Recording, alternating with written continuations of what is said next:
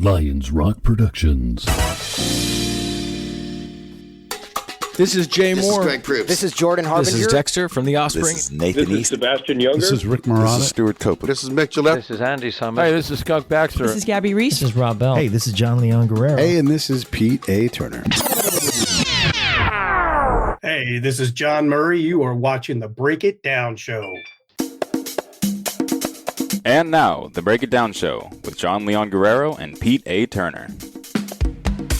That's right, man. We're doing this thing. One of the fun things about having a show is that I get to have people from my past on. And, you know, here's a funny thing, Jonas. When I tell people I'm a spy or I was a spy, they're like, yeah. And even when I was, and I'm like, yeah, I work. I gather intelligence. I'm a spy. You know, it's no big deal. They never, ever, ever believe me. And then they downplay, you know? I get that. I've had that too, to the point where I stopped even, you know, people like, what do you do in the Army? And I'm like, it's just too long to tell you all of it. Because I didn't start out as a 97 Bravo. I started out as the dregs of MI as a 96 Romeo. So, you know, we were like the bastard children of MI. But, and I'm like, you know, and I finally graduated and became a 97 Bravo or a spy. And people who still don't believe it, I'm like, well, here, take a look at the back wall. You can read it. There's something about it. Like if you say you're CIA, there's bona fides in that. Right. And then, and this is for the audience, you know this, but sure. If you're in the CIA, it doesn't mean you did shit like we did. Yeah, exactly. It really does. There are people who are in the CIA their whole career and never got to do anything cool. You know, never got to do something that was really like something that 25 years from now you'd want to break, you know, into your family meeting and go, hey, guess what I did? A lot of them don't get that. I would say 7/8 of the CIA would trade spots with us in a minute. Absolutely. Because in the tactical environment, it's almost like the wild, wild west. Almost anything goes, you know, and you do get the opportunity to do what you need to do. And then later on say things like, I didn't know I couldn't do that. So. Well, there's so many things by regulation that we can do, you know. Right. Exactly. And we won't get too deep into the regulations. All of a sudden we'll be classified territory, but there's a lot of things where you're like, oh my goodness. So like one of the times, and this is not classified, we have the ability to acquire and give booze to people. Absolutely. Oh my God. Yeah. Best thing in the world. And so, you know, you'd go back to headquarters, grab your box of booze, throw it in the back. You wouldn't make a big deal about it. But I came into Lukovac one time and we were picking up our box of booze. And while I was gone, the commander's patrol had to go somewhere else. Right. And then the driver, his name is Sergeant Beebe, he's like, hey, your box opened. And I'm like, that's all. You can't talk about it. You don't say a word. That's right. That's right. I used to, when we were in the Balkans, I kept in my canteens, one was water and one was always Jack Daniels. And, you know, you'd go and meet somebody. And the quickest way to almost anybody's heart that you're dealing with overseas is either American cigarettes or booze. And I would hand a mayor, you know, that we were going to talk to the canteen, and you'd be, you know, start to push it away. And I'd be like, give it a try. And the eyes would just light up, which was so much better than that rakia that they were forcing on. Oh, that was nasty. Ooh, that was rough. And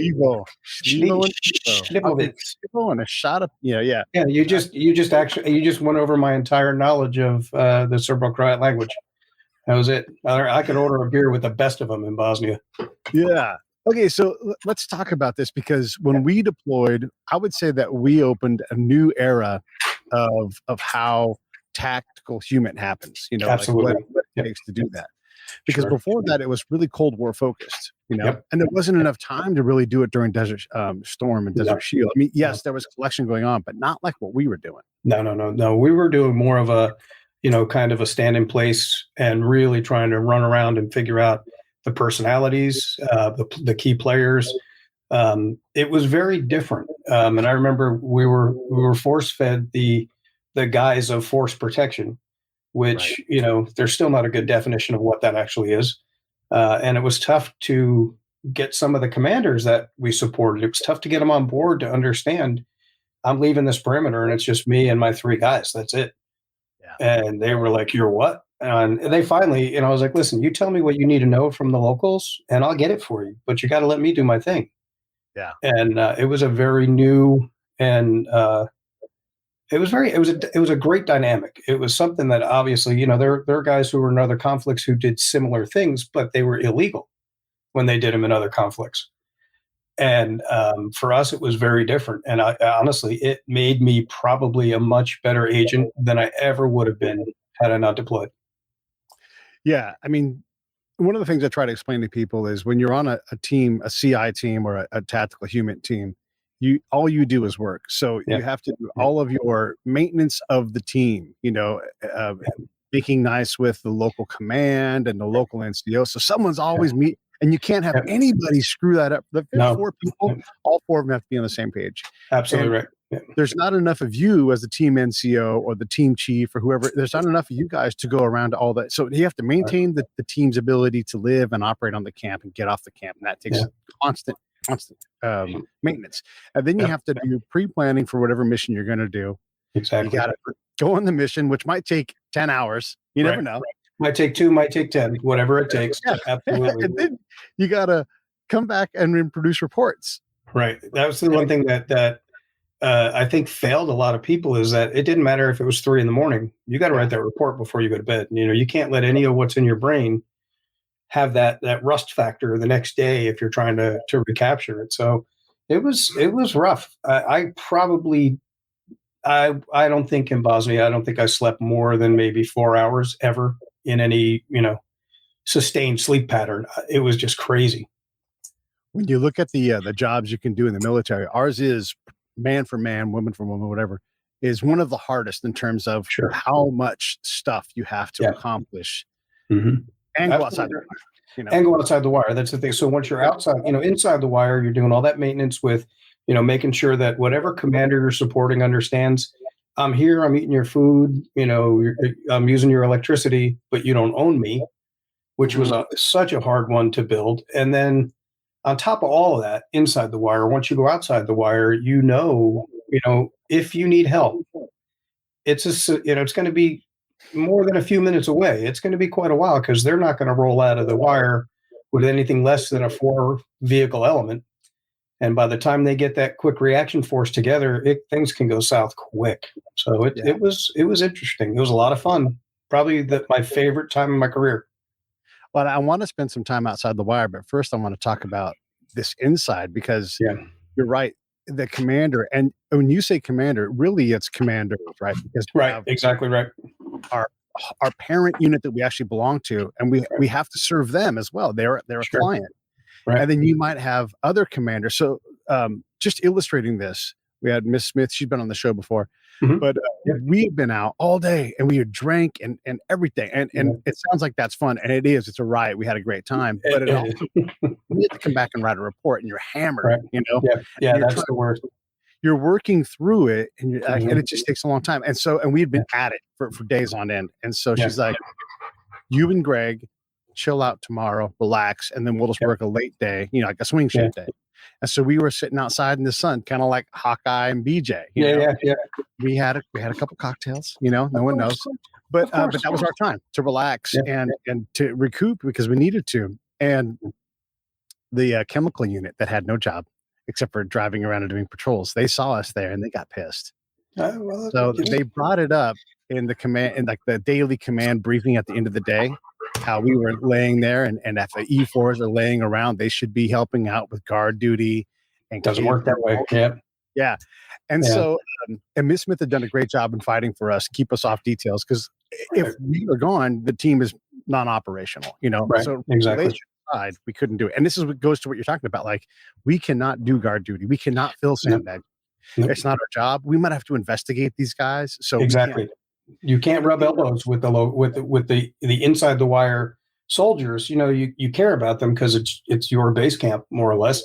Right. But at the same time, it's tough for people to. It was very tough up in Gradacec, where I was, because the team chief was not very well read on those regulations, and so he would go into the meetings with the staff, the battle staff, and whatnot. And he'd come out and he'd be like, well, they really want your guys to do KP. And I was like, go tell them no. Yeah. And I was a staff sergeant then, and he's like, he didn't want to. He was a W-2, and he didn't want to, and rightfully so. He was not used to that. So here I am going to the sergeant major for whatever unit and saying, hey, my guys don't do detail, and here's why. And by the way, here's the reg. And I hand it to them. And they would look at the reg and be like, this reg is bullshit. I'm like, yeah, sorry. It is what it is. It's still a reg. It is what it is. We can't do those things. And not every team won that fight. No, they did not. We had CI agents burning poop. Yep. Which is, well, listen, it's a great character building exercise at some point in your career, but not when you're deployed in an environment where, like you said, we may have to investigate somebody there. We're definitely going to be doing, quote unquote, force protection operations for the base camp. Yeah. We have other things we got to do. Our priorities are not your priorities. And then you got to say, oh, by the way, thanks for all that free chow you're giving us. And our living conditions, we actually have a regulation on that too. That's exactly right. Oh, that would flip them out. They finally solved that where we were by giving us we were in the burned out rubber factory is what it was from before the war started. And the engineers had built all these gigantic cubicles for groups of people. Like they would put 24 in one of these cubes. Yeah. And so when we moved in, I was like, good, this is ours. It was huge for just the four of us. And the commander flipped. So we actually relented a little bit and had the engineers build a wall in between us and the civil affairs guys. Right. Which was okay because most of the civil affairs teams in country were all spec ops guys. And they knew the deal. They left us alone. We left them alone. But we also used them to travel quite a bit. Because we didn't have enough stuff to go out. Nope. We had to borrow Marines, and it's like, oh, you can go on a 2-vehicle convoy, but one of you has to have, a towing arm. And I'm like, well, we don't have one of those. Yeah. What's that? I had one of those when I was in the 82nd at Bragg, but we didn't go into country with tow arms. What are you talking about? Yeah. And by the way, I don't even have a radio. Exactly. We had those little walkie-talkies that we used, and those things were only good for maybe a kilometer at best. After that, because they're all radio line of sight, you're not hearing that. So I mean, and I want to spend time in this part because it shows you just how hard it is just to operate on a camp, because it's easy to get kicked off of someone's camp. You guys are doing very easy. Yeah. And there's plenty of warrant officers, people with a lot of rank, who are terrified to say no to a commander. And then you have this Smith, who's a W1, and these guys complain about us sleeping in on a Sunday. And she's like, and she stands up in front of all of this. She's the lowest ranking officer in that room. Yeah. And she's like, tell your guys to get better GT scores. I love that. Yeah, she was awesome. Yeah, and then the colonel looks at the guy from the chemical, the captain, and he's like, you got a problem with that? Yeah, and then you already know the answer. No, sir. It's perfect. Yep. Thank you. Well, we had at one point, I don't know if you remember Lieutenant Dooley. Yeah. So Lieutenant Dooley came up. The little guy. He was like 5'4" at best. Yeah. And he came up and was explaining these things to the commander. And I was like, sir, I've already done that. We don't have a problem here. We're fine. He's like, no, Sergeant Murray, I need to talk to him. And I was like, oh God, he's going to wreck it. And, he did his best to try it. But the commander was like, that staff over there already told me. And he's kind of like looking at him, because we had a lieutenant colonel running our base camp. And he's looking at Cody Dooley like, and, I already know this. Yeah. It was hilarious. But, the rapport building inside the wire is something that gets really overlooked. You're absolutely right. I mean, there's no doctrine on it. No. And then the commanders don't know. Like, they just don't know. Like, they legit don't know. Yeah. They don't want to give it up. They want the resource, but they don't know, like, how to provision it and what's right and what's not. And we have badges. We have fucking badges. Exactly.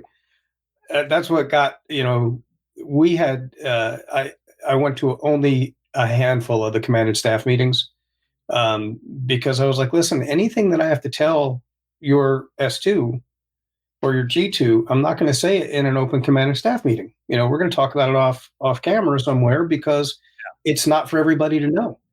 And but thankfully, the S2 for Woman Cav that I was attached to was a really, really smart, intel loving guy.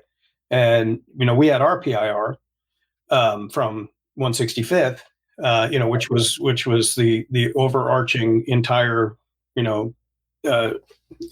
work area, if for lack of a better term, the entire AO. But I would sit with their S2 and just say, listen, tell me what you want to know locally and I'll get it for you. You don't need to go, you're going to make a request to your G2. Your G2 is going to make a request to the task force 2, and it's going to come back down 2 weeks later. Just let me know what you need to know now. I'm going out tonight. And that used to drive me crazy. We would go out at night alone on foot. Yeah. And that used to they would tweak, but I'd be like, listen, this is my job. We have a meeting scheduled. I have to go. And they'd be like, you guys are out there all alone. We'll be fine. The locals know us and like us. We'll be fine. Yeah. That's our job. Yeah, exactly. But yeah, you're right. It is a very difficult relationship to foster. And if you're not good at that PR work as an agent, you're going to do like a lot of our teams did, and you're just going to sit inside the wire and get nothing done. You're going to end up being a lot of the teams ended up being convoy security for other elements. Yeah. And not able to do their job. And that was tough. I felt bad for them, but I was not going to trade places with them. We were talking about Bart Dotchko, who was my NCO on that team, and he was great in that he let us do the work. He's like, you guys are the E4s. You're going to do the work. I'll tell you what to do. I'll proof it, and then we're going to deliver that product. And he was right. Because, and you and I both know, we did not train to go do this. We learned about driving over and over again. Yep. Exactly. Don't go off the road. There's a landmine. We learned that. Well, right.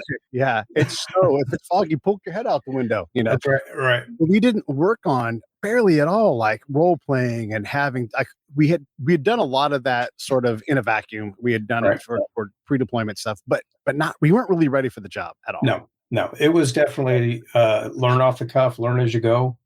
And as long as everything you're doing is A, within the rules of engagement, and B, within 3460, as long as you're paying attention to what you're supposed to do, you're probably going to be okay.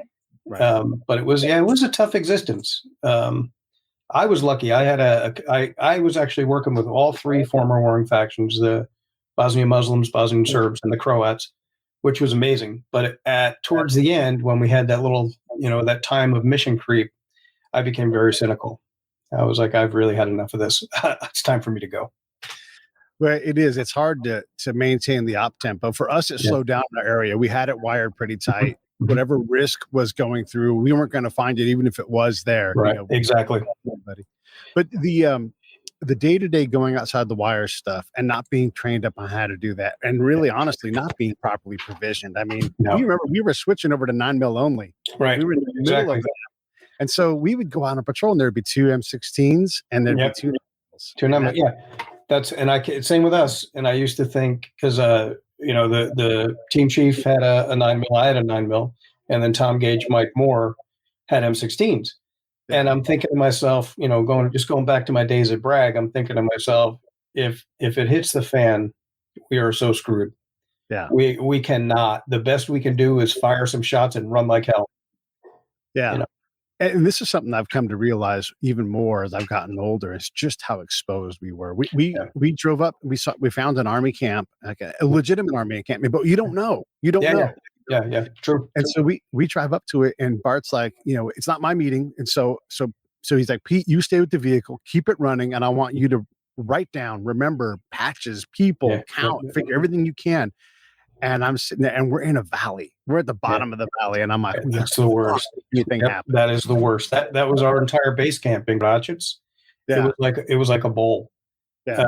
Looking around, and I'll never forget the commander, the troop commander for 1-1 Cav that we were supporting wanted to start having PT formations at 6 a.m. doing group PT, and so I took my team out one morning at about 4 a.m. And we got way up on a ridge line, and we just took digital pictures of what the base camp looked like when the formations were going on. And I went back that day, and I grabbed the S2, and we printed the pictures out and everything. I grabbed the S2, and I said, "This is what you guys look like at 6 a.m. And I was like, "Tell me, LT." He was an LT. I was like, "Tell me, LT, if somebody launches a couple of mortars, how many people are they going to wipe out?" And he was just like, "Oh God, we got to stop doing this." I was like, when they first said it, I was like, "Hey, enjoy that. Me and my guys do PT in the gym, and we do it alone. So have fun. We're not going to be in a formation at 6 a.m. in a hostile environment." Yeah. Yeah. Yeah. And ultimately we lose that battle because the Army still, even though it's against doctrine, they still form up and they do group PT and they run around the edge of the fucking camp and everything. They do stupid stuff. But yeah, and you're right, you can't stop it. We had right after the you remember when the line in the zone of separation changed at I don't know, N+90 or whatever. We were rolling through. They used to do the 1-1 Cav love to call them thunder runs. We were rolling through on a thunder run where they're just, a couple of APCs and every Humvee being as loud as you can just to kind of, I guess, show your package, so to speak. Yeah. And we were rolling through and we saw it had to be at least 20 guys ditching into this house. And they stopped and they were like, Sergeant Murray, go find out what that is. And I'm like, you go find out what the hell that is. But we went and we found one of the biggest weapons caches at that point in the country because they, we used to say, it's great that the Dayton Accord said these lines are moving. And for those of you listening, the zone of separation is kind of like the DMZ. And we knew that things were changing, but we certainly didn't communicate it to the quote unquote enemy warfighters on the ground. So they had no idea what they were doing was wrong. And we ended up taking every weapon that day, and it was a bunch. We got so much out of that one. Ton of rifles, AKs, tons and tons of hand grenades, ammunition. I was like, man, this is beautiful. And we just happened upon it. And I think that happens a lot too in CI work is, it's something that you just kind of happen upon. It's not what you were planning to do. Yeah. Hard work equals opportunity. And which those things that you never could have had because you it's not the first person you meet, it's the fifth person in that chain. Exactly right. Yep. When we were pre-deployment, we're trying to get ready to go. I still don't know. I know we're going to talk to people, but what happens between like we let and then talk to you? Like, how do you do all of that? That's what. Yeah, you're right because if you remember, they were doing elections as well at one point, and all of a sudden, all of our PIR shifted to the election. Let me say this. PIR is basically information, specific things. And there's like PIR, FIR. All you know is just, this is the stuff. These are like those single questions they want us to find out. Like, will there be a bomb? Will there be an election? Will people try to compromise the election? We're trying to Exactly right. Yeah. And so, go ahead. So you would get, all of a sudden we had brand new and completely it was critical and they needed to know this stuff in a couple of days. And I was like, what you don't get is the time it takes to cultivate a relationship with somebody on the ground to where they trust you to discuss it with you. You may have 20 meetings with that person and all you're talking about is their family, how they made it through the war, the things they did in the war, which you're also, keeping the mental note because you're going to do a report on it. But all of a sudden it tainted that relationship when you had to go, hey, I need to know this about this group of people and I need it in 2 days. It just doesn't work right. And I think that was probably the toughest thing to overcome with some of the commanders is they would, they had their intelligence requirements.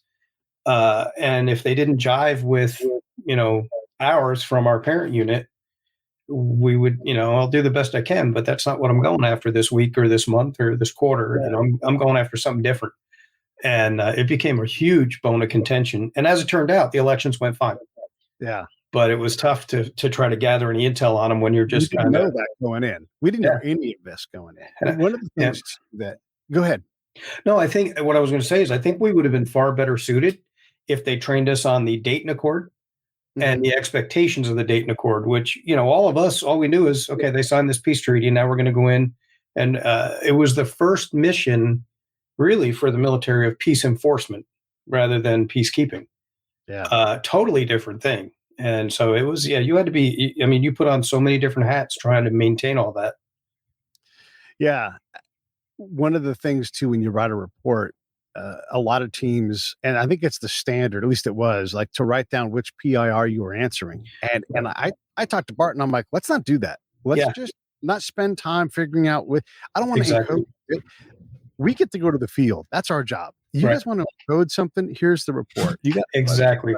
And see, that's what we had started doing. Us and I don't know if you remember Bob Thomas. Sure. Yep. Yeah. Bob was on one of the other teams. Bob was closest to me. He was probably about 25 kilometers away, 30 kilometers away. And he and I early on were, well, the very first night in country when they said everybody is, bound by General Order Number 1. I've got pictures of me and Bob finishing off a case of beer in his tent. But Bob and I early on did kind of the same thing. We're just going to get into intel, and we're going to get a bunch of it. We're just going to report everything we have. You can pick the pieces out. If you're doing your job right and you're just reporting everything you see, somebody's going to find something that they needed out of it. And it really is just making sure that everybody on the team knows this is what we're looking at. Let's go take care of that. Which is that can be challenging as well, for sure.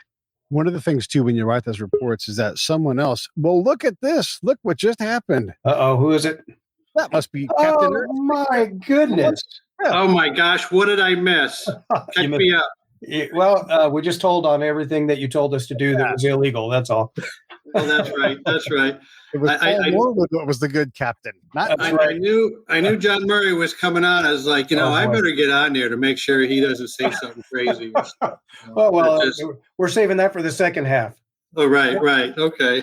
Great to see you. Great to see you. I was just about to say to John, like, when we write reports, if the intel we find is, let's say, value 1, but the person analyzing it and reading it thinks it's value 3, and it's like the opposite. Exactly, hey, everything seems to be calm here. They're like, tensions are high, and Zivanic, whatever. Yeah. And so you always had to write these things with an audience multiple layers above you that you would never know. Like, okay, you guys at headquarters weren't going to screw it up or nothing, but you just don't know.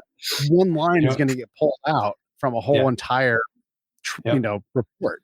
Well, it's funny because when we were at Huachuca, I taught some of the officers report writing in the counterintel course. And sir, I don't know if you remember Captain Klein Smith, or I don't even, would you finish up as Colonel?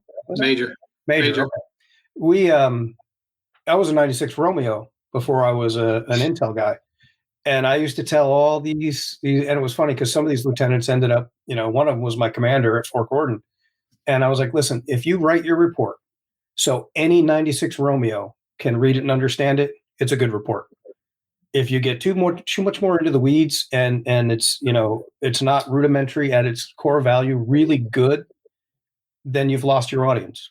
And it was funny because I forget his name too, but he was my commander for a little bit at Gordon, and he was like, "That's the only piece of advice I ever took out of that course that lasted me." He's like, all this crap and he's writing stuff for our battalion commander at that point. Right. It had nothing to do with intel. But he's like, yep, no third person, all first person, present tense. I was like, now I feel like all I ever taught was, the grammatical correctness. But that's okay. I mean, I have the one. I still have the one line that you gave me that I still remember, and that was the advice that I took, and it was when we were in Hungary after deployment, when we were in the process of redeploying from Bosnia, and one of the stations was go to Tazar, Hungary. We had to stay there for 10 days to decompress. And we were just essentially hanging out, by this, I guess it was an old Hungarian Air Force or Warsaw Pact Air Force bunker, essentially, was where we had our conics. We hung out there all day, and a bus would come pick us up. And the Hungarian bus driver was giving me all kinds of grief about getting everybody on board and where we wanted to go and everything. And I hear this voice behind me that I know is John, because I hear this, we should break his legs, boss? And that's all I remember. It's just like, I felt that. I felt so good to hear that, because I finally had just after the entire time of command, which was honestly a very tough time. Sure.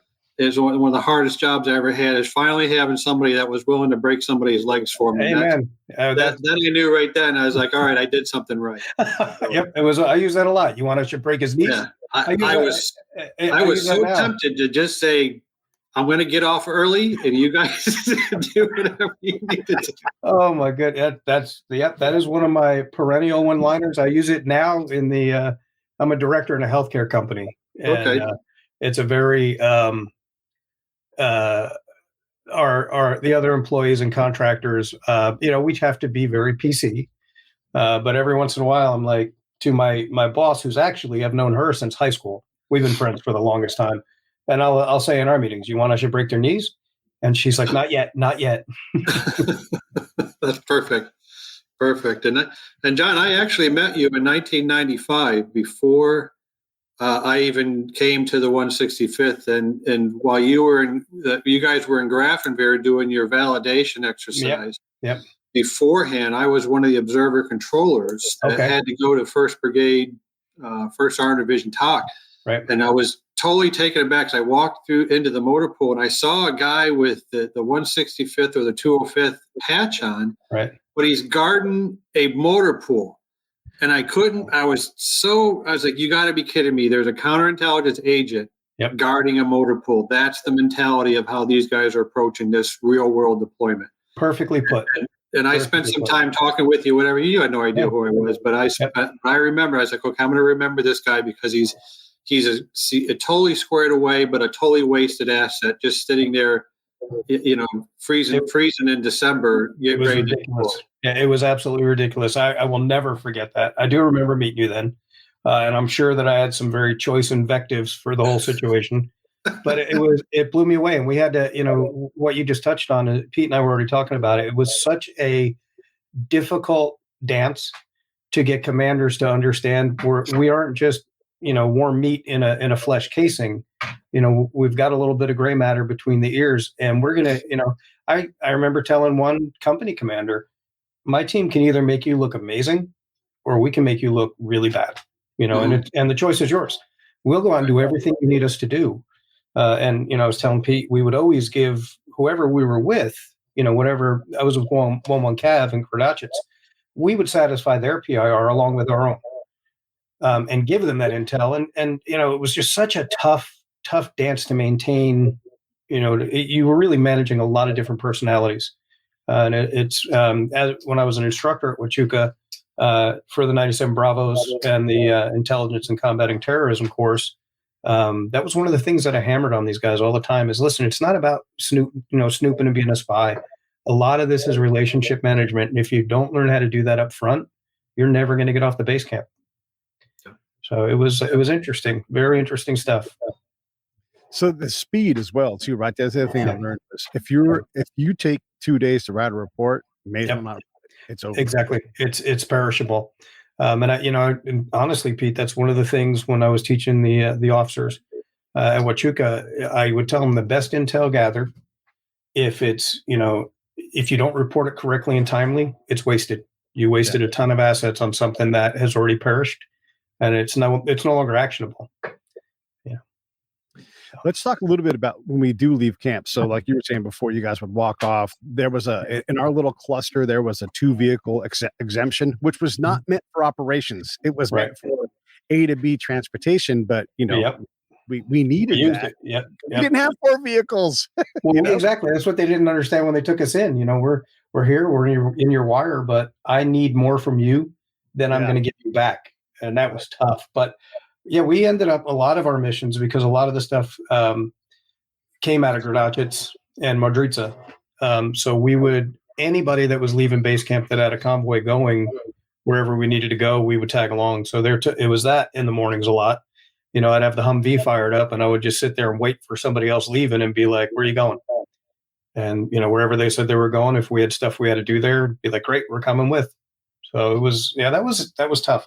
And a lot of commanders didn't, they had a tough time with a team of 4 people walking out of the base camp and saying, it's noon and saying, I'll probably be back by 10 o'clock tonight. And they would flip. They would not have it. That was not a warm and fuzzy. That was the problem with the base camp mentality. And honestly, we took that into Iraq with us.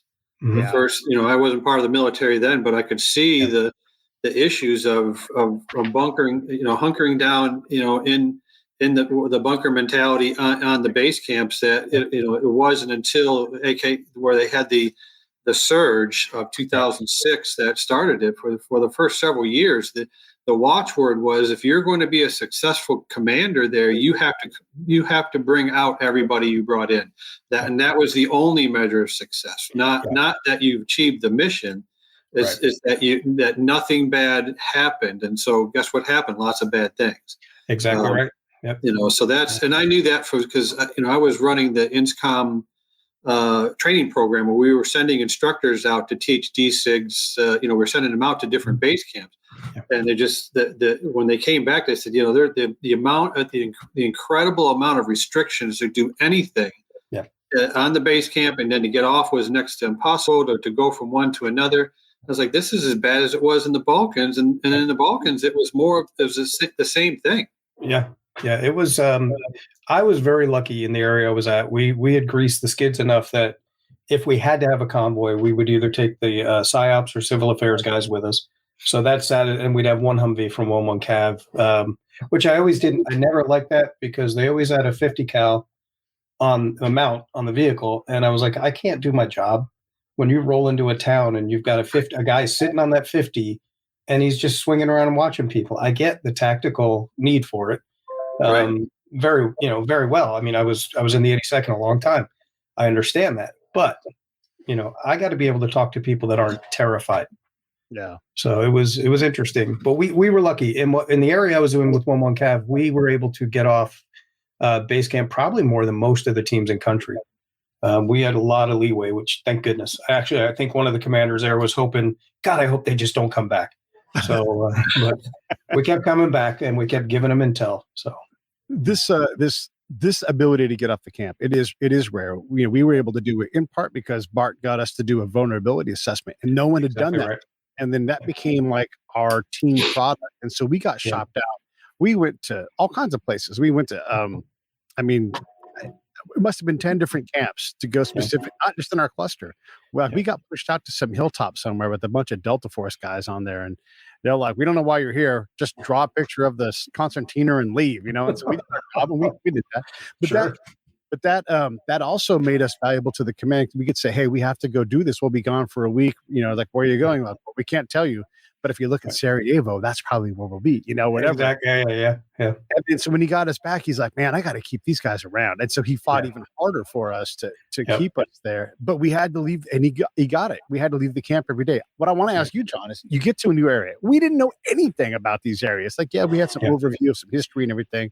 Yeah. How do you decide where to put your guys? I mean, the moment maybe you didn't know this time, the moment we step off camp, we really are targetable. And, absolutely. So how do you do that? How do you go out knowing you don't have enough stuff? And if you get into a firefight, we're a bunch of CI people. We can't shoot. I'll tell you, we talked our way out of some bad situations. The Bosnian Serbs were the ones that gave us the most friction. Bosnian Muslims were great to us, and the Croats were great to us. There was a town called Modrica that was Bosnian Serb controlled, and every time we would go in there, we would get a hard time from somebody. And I can remember my little walkie-talkie that they obviously had no idea that it was way out of range of anybody. I sitting in a bar doing our thing, and a couple of Bosnian Serb soldiers were giving us a hard time. And I said, listen, I have to check in every 30 minutes with this. If I miss a check-in, I'll die happily knowing that this entire grid square is going to be a parking lot. And they just left us alone. And I literally, when they walked away, I was like, whew, almost got my ass kicked that time. It was tough from the strategic standpoint because you always want a guy, or tactical standpoint, you always want a guy at the vehicle. And that's where, that's the only place that radio was being listened to. And my rule was we're not going to go more than, 350, 400 meters from the vehicle. We'd get in as close as we could. And we had a pretty good feeling in most of the cities. We had done enough legwork with some of the civilians that we knew where not to go, and again, we bought them Game Boys, cigarettes, booze. And so in a lot of those places, they hadn't had any American cigarettes in forever. And, I'm sure, Pete, you remember how many cartons upon cartons of Marlboros they would give us. And I would, we use those as kind of our payment, paying our toll. And it worked. We had in Tremosnica is one of the towns that was in the Croat area. The locals there were more protective of us than they were their own soldiers. They felt like we were kind of like the saving grace. Nothing bad's going to happen as long as there's an IFOR presence in town. They also had no idea if things went to hell in a handbasket. We took a lot of risks. There was not a whole lot we could do. Eric, Pete, and I were talking about the fact that, we got to the point where it was 2 9mm and 2 M16s on a team, and you're like, Yeah. and carrying a firefight. Yeah, no. That's what. Yeah, most of these locals didn't understand. If there's a firefight, I'm going to find a secure place for my team to hunker down, and then we'll leave later. And that was one of the command guidance pieces was, while we are in country, we will never lose a single tactical fight. Yep. And that's why, the convoys had to go out. And, what was sad is even from the base camp when we first started in Lukovac, we had to take these massive convoys. Well, right next to it was Lukovac was the Brown and Root contractor camp. Yeah. And my roommate from college worked there as a Brown and Root analyst. And so I pulled up, I got my battle rattle on. We've got, you have to have at least one crew serve weapon that goes with each of the convoys, whatever. And I go see this guy, he's in a sweatshirt and jeans. Yeah, exactly. And he's making triple what we were making at the time, tax-free. It was just incredible. And it's great to see my roommate. Unfortunately, he passed away very early in his life, but I got a photo with him just to show how distinct it was between what contractor was doing and what the rest of us were doing. Yep. And even the Norwegian, the Nordpol Brigade, Norwegian Polish, they were actually, I guess, giving me a hard time while we were up there with the convoy visiting one of the teams. And he said, you guys have to have convoys wherever you go. And my only answer was, because there will never be a photo of us chained to an air defense site. That is very true. You guys had. Very true. Yeah, and that's a great answer. Yep. Yeah. It was very, very challenging. And I probably, I took more risks than I ever should have with my team. And, it was really because we just felt the need to, I think everybody that deployed in that first group that went in, I think we all felt a really strong sense of responsibility, to satisfy what we had to satisfy, but also to help some of these other warfighters understand the asset that they had. And that if I know there were sites, I know Sergeant Hyde, Liz Hyde was on one of the teams where they would never let them leave ever. And she ended up, and she was one of the best agents I had ever met. And she was literally doing radio watch in the S2 shop all night on a duty roster. And I was livid. I was like, they just don't, some of them just didn't get it. Some of the commanders were really, really good. Some of them had been, I guess they took whatever briefing they needed to get to heart to let us give them what we wanted to give them, as well as satisfying everything else. But it was tough. It was really tough. That danger element, and you're saying probably took too many risks. When do you realize that? I mean, we took risks too, but that was our job. I mean, our job is dangerous, right? And it is. We live in that danger, but we took a lot of risks. We took a lot more than most people, I think, realize. There was a feeling that we would get especially if we were tasked by the local commander and it wasn't coming from, 165th or our G2. There were some things that they were asking us to do that, some of them were just patently crazy. And I would say, no, that's not what we do. But there were times that we would kind of roll into a city or Abstina, those small little villages. You say city and people have a thought process that's way different than what we actually saw. We'd roll into an area and you just get that feeling. You would see very few people on the streets. And they wouldn't. The big thing is, everywhere we went, Pete, I'm sure you remember, they'd run up to the vehicles, the kids, and they'd be asking for candy or water. And a couple of times we would roll into an area and nobody came up to the vehicle. And I was like, no, we're not staying here. We got to go.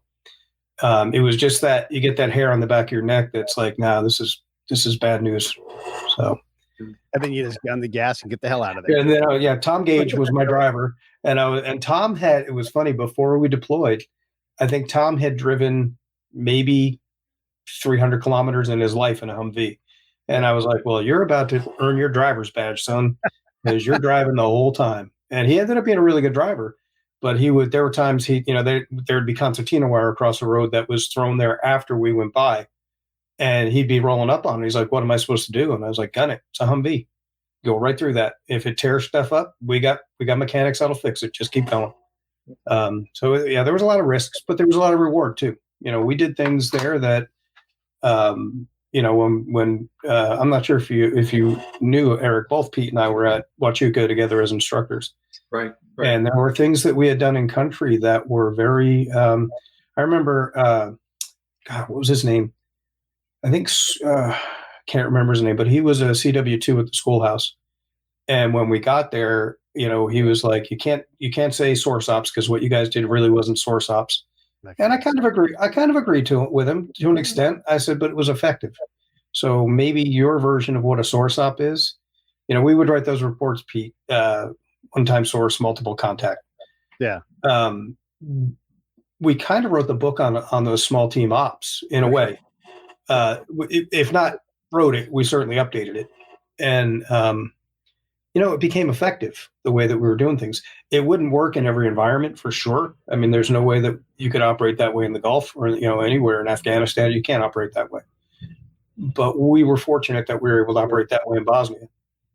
And we had recruited sources. I mean, not trying to classify stuff going on. So I don't know what else you would call that. You may not like that version of it. We may not have gone to Bosnia, but guess what? I'm in Bosnia and I'm recruiting sources. I'm recruiting. Yeah. Well, here's my thing. What makes a source? Well, I've asked him to do this for me and I've given him some form of payment. He's, whether it's, stuff for his family. I mean, I probably shouldn't say it, but we used, the fund that we had. There was a guy that I knew was full of intel. So we replaced the roof on his house. And as long as I could justify that in a report, we were okay.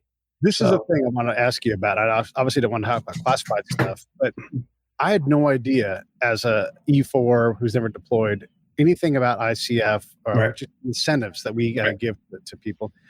Because all we'd ever heard is like, you're a bad collector if you have to use them. And that turned out to be bullshit. Absolutely not true. It may have been in other environments. Right. But the environment we were in there, it went, there's one guy that all we gave him was a Game Boy and some games for his son. Yeah. And he ended up I won't say working for it, but he ended up giving us stuff the whole time we were there because we bothered to think about his kid. There was a lot of stuff. I mean, there were people that I met in Gradacits who had lost loved ones and they weren't sure where they were, if they were alive. And, we would go into, because we're up in that the upper northern Posavina corridor, literally towns switched hands. You'd have a town that was served before the war and they abandoned it because the ones the Bosnian Muslims had was a nicer village. So they would take their stuff and people would flip-flop and families would lose sight of stuff. One of the guys that I used, I ended up just taking him with us on a convoy to Modrica so he could see his old house. That's all he wanted to do was see his old house. And he became one of the most valuable guys I had because he was a local that we were using as an interpreter. And nobody ever questioned anything he was doing. So it was cool. One of the best connections that we ever made was an introduction. We got that introduction because I was talking to a guy, and where we were, you could tell the homes by the roof type. And then if it went on, you could tell like these were all the Catholics and they killed them all. Or exactly. Right. So they were now rebuilding these things. And this guy, I'm like, what do you guys do? What's it like to be just day in life? And he's like, oh my God, we go out every day. We work our asses off trying to rebuild our lives. And we get pounded by this sun. And I'm like, would some sunscreen help? I mean, that's something that I would exactly. Yep. That I could get from God. And so we came back the next day. No plans to do this specifically, but we're like, we're going to bring, and just because we were good people, and we, it's the Army, we got boxes and boxes of sunscreen. Right. I was like over the moon that we did this. He's like, I want to introduce you to some people. Yeah. Yeah. And we had that in Srebrenica, or Srebrenik, excuse me. It was a Croat town. Same kind of thing. We bought, their water was horrible and people are always having stomach problems. For some reason, one of the nurses groups or hospitals back in the States, we ended up getting a case of Malox, the liquid Malox. So next time we rolled out of the wire, I kept telling the guys on my team, save everything. We don't know when we're going to need it. And next time we rolled down there, we gave one of the locals a case of Malox. And he gave us a lot of the background stuff that we didn't have yet. He told us who the gun runners were during the war, the routes they were using, the routes they were still using, where some of the caches were. And all because we did something as innocuous as, here, man, I hope your stomach feels better. Yeah. Malox was great. I want to ask Eric a question because, you didn't get to know all these things in real time. And maybe you did, I don't know. But like we deploy with literally no training, right? And then we go out there and a lot of us were interrogators. A lot of us were just green. Yeah. And you hear these stories. What does that make you think about? Like, as a guy who was I'm going to do quoted fingers, commander over a bunch of CI people that you never got to talk to. Well, part of it was that it was more personality driven than anything else. And there is a great book that I read before, and it's from a World War I German commander. It's just called Battle Leadership, and I can't remember its name. And one of the key points that I pulled out of reading that was that you really had to look at the personalities of your subordinates and what they were doing. And so my approach was very specific to the personality of the warrant officer and the NCO on each team. So one example would be if I went down to the Polish brigade, and I know what the heck, I'm trying to remember the warrant officers that was there. Was it Sergeant Daly was one of the NCOs, but the war, I can't remember the warrant officer, but he was fantastic. Everything was squared away. I could tell by the briefings as I was talking to him what he was working on, what he had done. And then I'd go to another team where they had uncooked food on their stove. They had picked up some roadkill and had attempted to do taxidermy of the raccoon or whatever. I don't even remember what it was, but it was there. They did it with like paper and coat hangers. And so basically this dead carcass was inside their team tent. And I was up there with Chaz Owen. I just walked out. I said, "You got 5 minutes to square these guys away." Yeah, I agree with that completely. But that was that was there's a saying in military was it management by walking around. Yeah. And when you have 16 teams in country, which when we all got together to redeploy, you guys didn't even know each other. Oh yeah, we didn't. Folks that were introducing, they had no idea who who they were. So absolutely. So we would only get certain snapshots of times on. I could hold my breath in the amount of time I was able to spend on one base camp talking to a team, and then we were off to the next base camp or whatever. So that became a huge piece of. Not looking. I didn't care about the briefings. I didn't care about the actual reports. What I wanted to know was what the simple things of what was your living conditions like, what was your day-to-day routine, and just some of the individual reactions I got. Not talking to the warrant officer or whoever, but just talking to the soldiers about day-to-day stuff. And I had been around long enough with through armors and scouts and everything else to know, especially. As soon as I said that, I used to be a Romeo, I was like, okay, so you're one of those guys. I already know the makeup of that person, that he knows what it means to be dirty and tactical and understand that. So that became a big part of doing that. So if I get a message that, hey, Bart Dashko just got PNG'd from a base camp, we got to move him. Well, it never came as a surprise. Like, yeah, okay, well, there's somebody else that wants to kill you, Bart. So let's move you to a different base camp. So it's just that kind of thing. Yeah, and I gotta, to be honest, it was very much appreciated too, because my team had very little interference from anybody.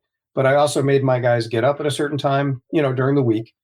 If we came back after midnight, I would tell them you don't have to get up till 9.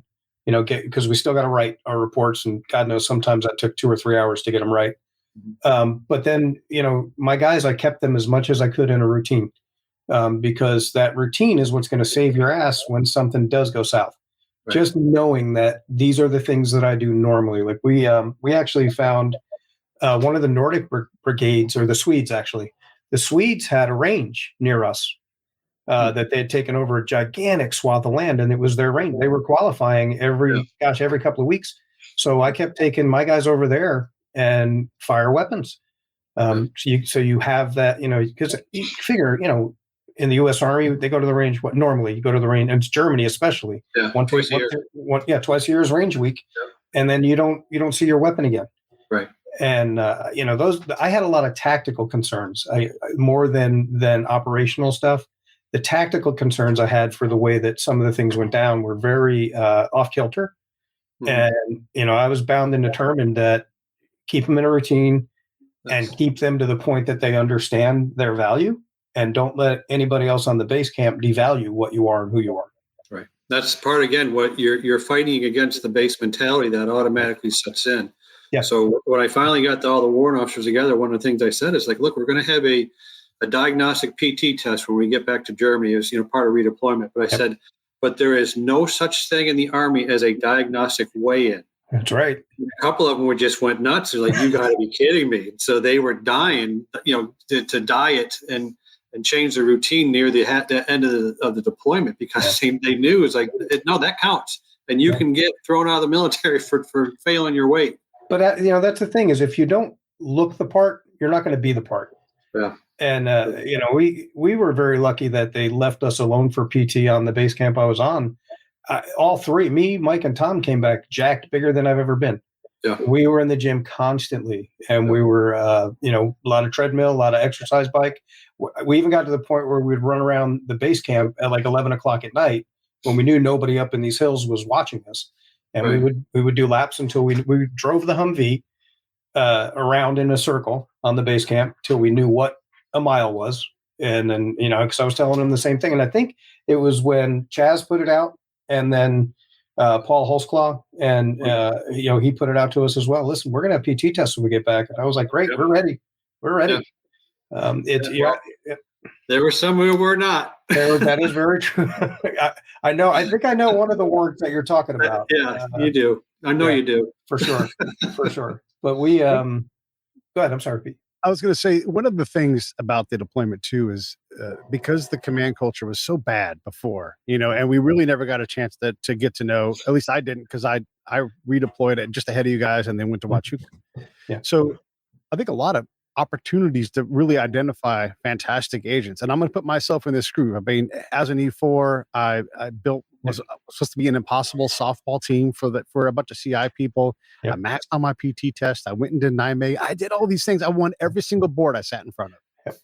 Yep. And I got moved around section to section to make sure all those NCOs and ops had an excellent block for leadership. I did correspondence courses. I worked my ass off in the field. I collected my ass off. I was a good agent. It's a shame that we had. It's a shame that we had a lot of NCOs who, and I don't hold any, no ill will against anybody who just came in straight as an agent, but a lot of them who thought they were prima donnas, who thought they were too good for the grunt tasks or the day-to-day that you've got to do. Sending soldiers to boards. You're not doing your job if you're not getting a soldier in front of somebody where it can prove his worth. And it used to drive me crazy because, we did have a not the best command atmosphere for a while, and it has nothing to do with you, or not at all. No, I understand.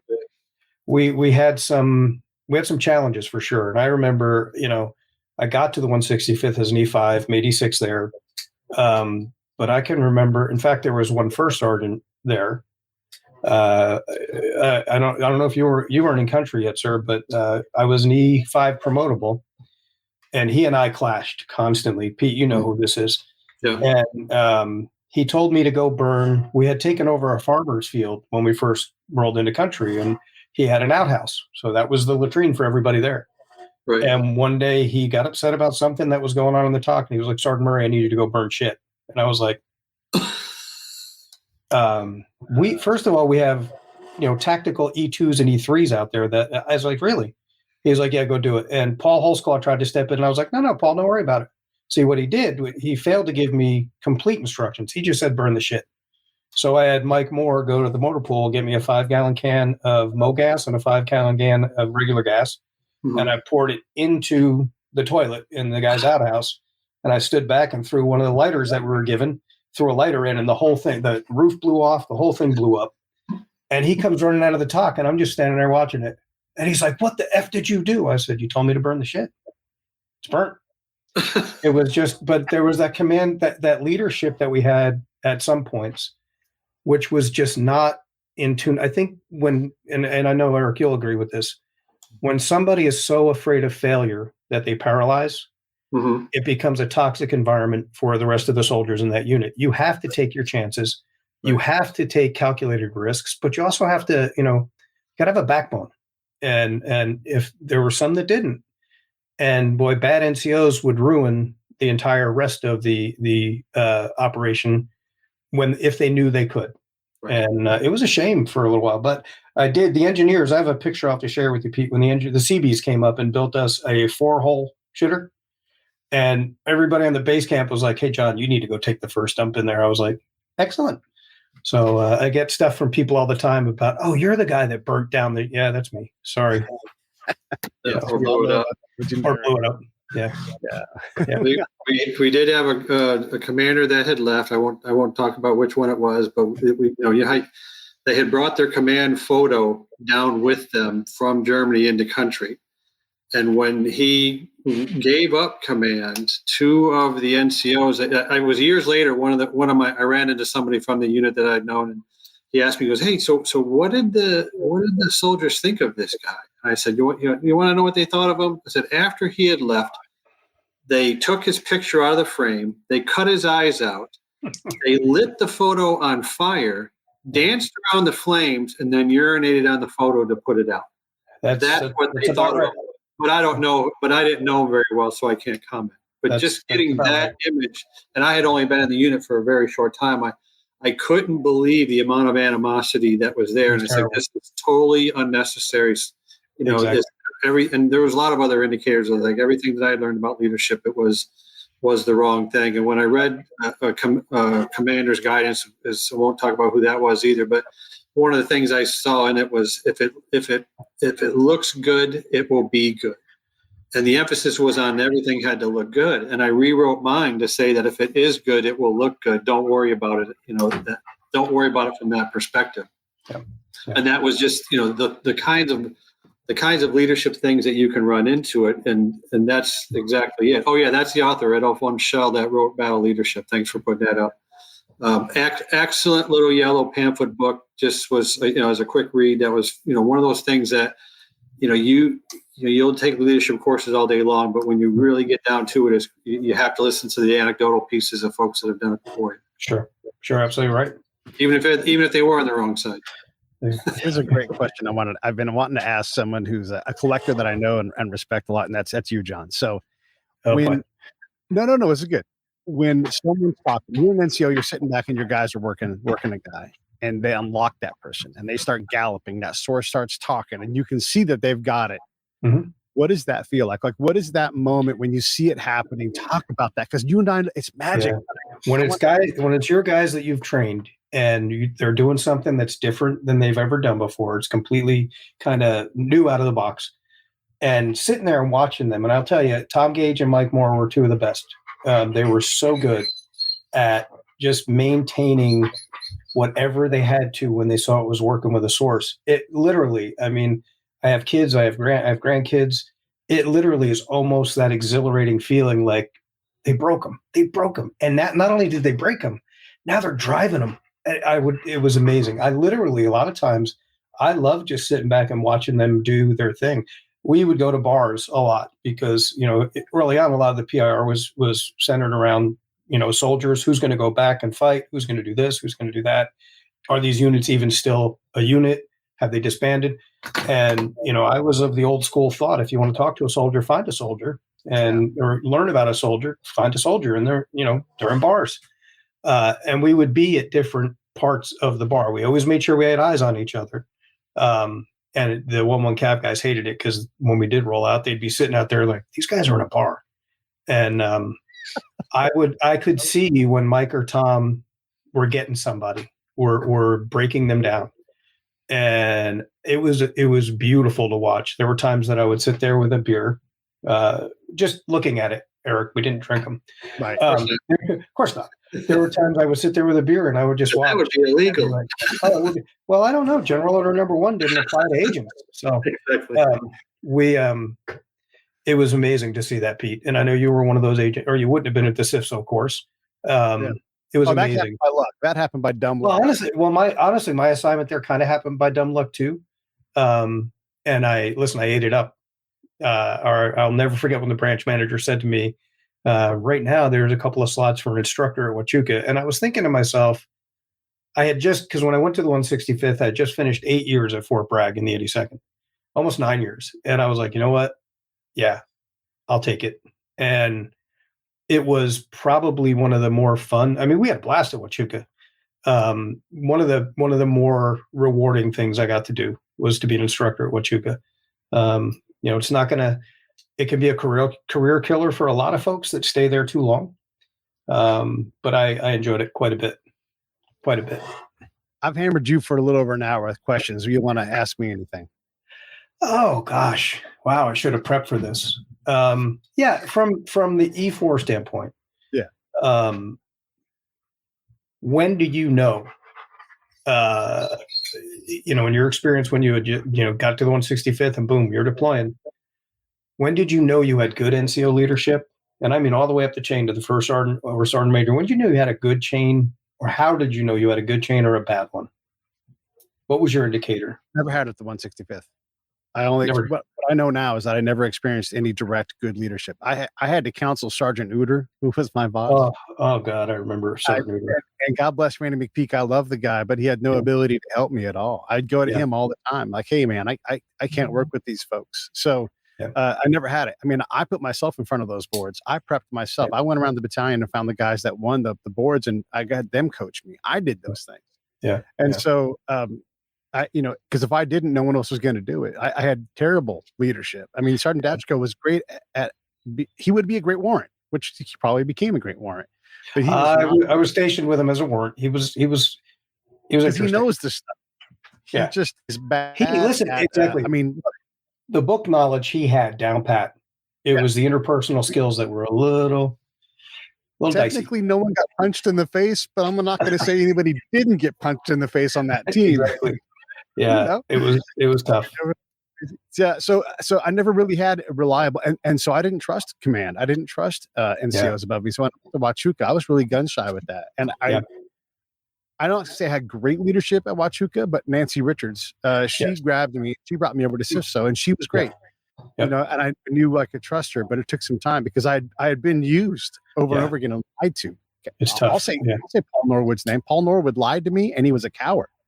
So when you asked me that, I did the work because I thought it was awesome to do it, and it was a lot of fun, and I felt like I was pretty good at it. I wasn't led by anybody on that. I mean, Miss Smith was great. She was super supportive, but she had undermined by Bart all the time, undermined by Chaz Owen, undermined by Paul Norwood. No, never. Yeah, I remember with Chaz, if you could hang in the gym with him for about an hour and a half, you were golden. There were other things that were way more important than that. And I agree with you because I had been through a lot of bad NCO leadership and realized as a young NCO, the only way that you're going to be a good leader is to seek it out in other people and put yourself in the position to be with them, to be under them. Or, when we first deployed, we had leadership issues in that unit. And when they first started determining which teams were going to go where, and they said, this is Gronachitz is the camp's not even there yet. It's going to be one of the furthest away from Tuzla. And I was like, I'm taking that one. I'll take that one now. It was tough. We had some rough leadership.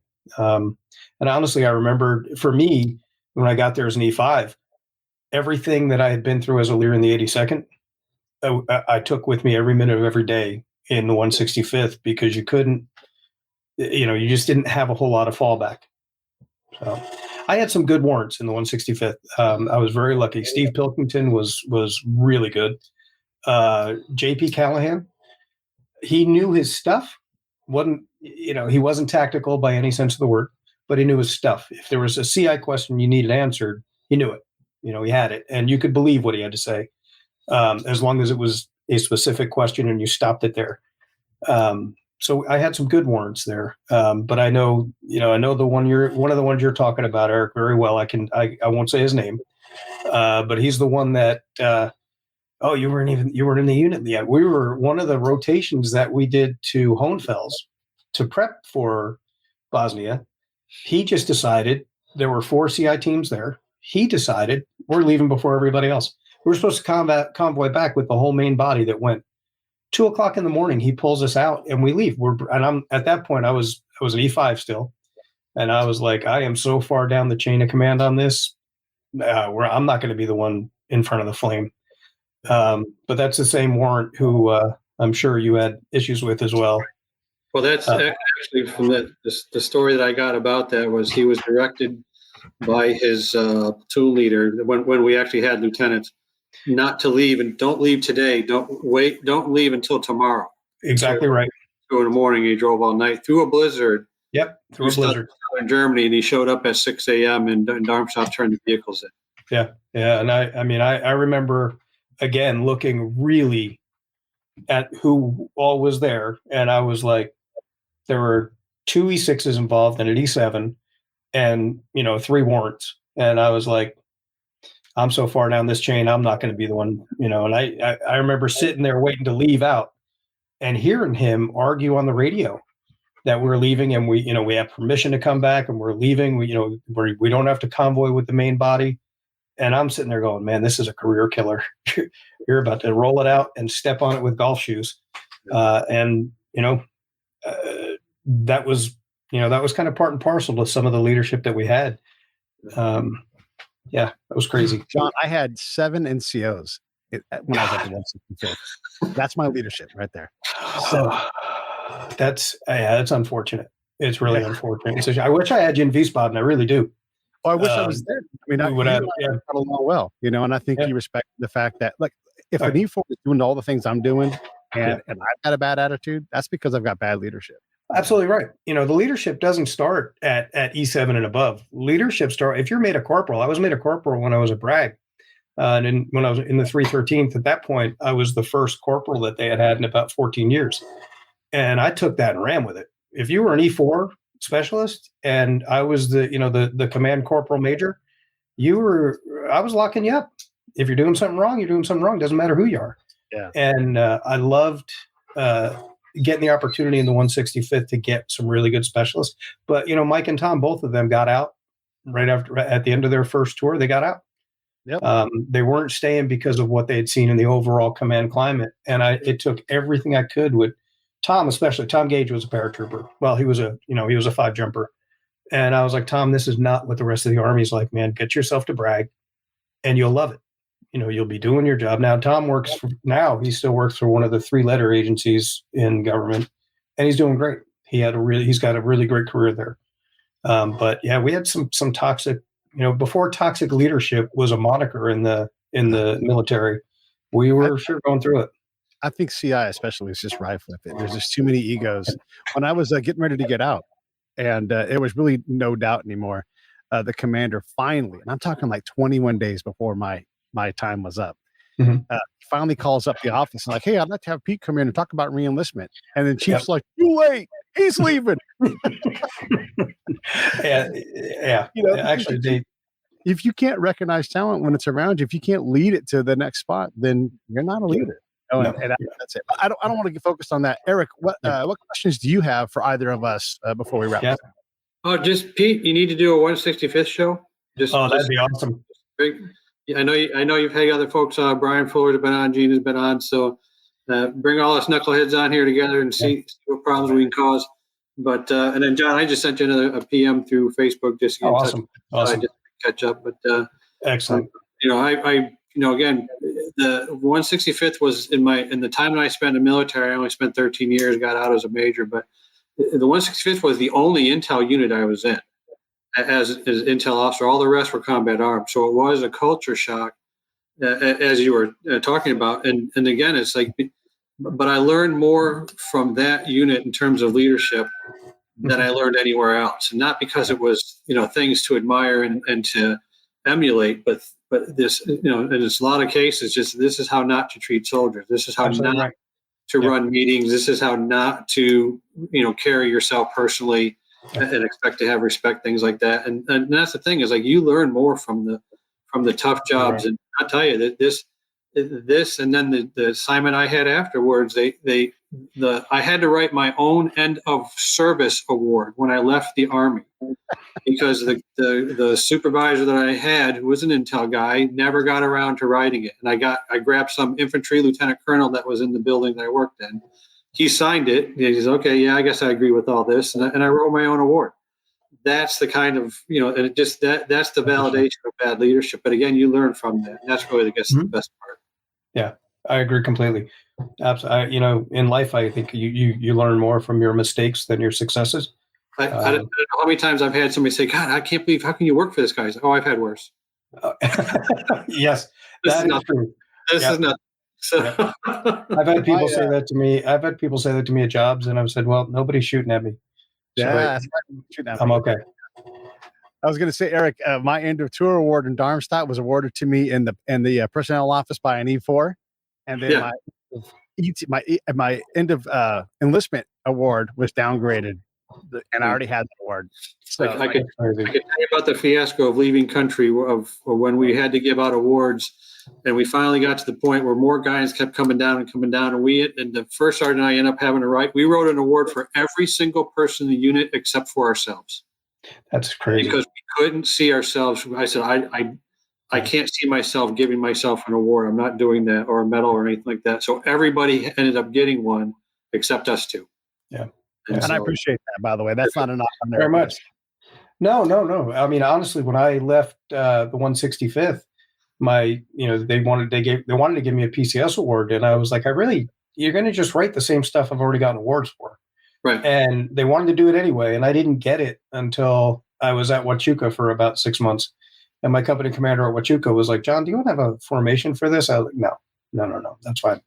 Yeah. It's going to go on my desk. I'm not putting that on the wall. It's going to go on the desk. A bittersweet though, right? I mean, that deployment, I wouldn't trade that experience for anything, and I really learned how to be an agent during that time. So all that said, I had the best time spending time with you guys. Awesome. I told the previous boss, he goes, "Don't you know these intel guys?" Like, I don't like intel guys. He goes, "But you're one of them." I was like, "Yeah." Yeah, no, that's true. I said that a million times. There were intel NCOs I met. I don't know if you remember John Sutton, Pete. Yeah.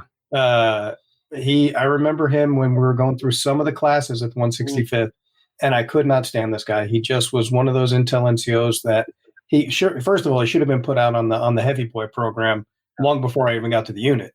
Never passed a PT test that I know of. Certainly couldn't pass tape. And he was saying something, and I grabbed Mike and Tom, and I was like, "We have other stuff to do." And he's like, "You need to listen to me. My language ability might save your life." And I went, no. I'm pretty sure you're going to call me for help in Bosnia. And he actually was one of the guys that got tied down to a base camp purposely. They would not let him leave the wire. He was a danger to himself and everybody around him. Yeah. So he was unfortunate, but. Well, Pete, thanks for letting me sneak on. Yeah, man, it was a pleasure to have you guys on. If you ever need me to break some knees, Eric, give me a call. Exactly. I still do that on the side. All right, stand by, everybody.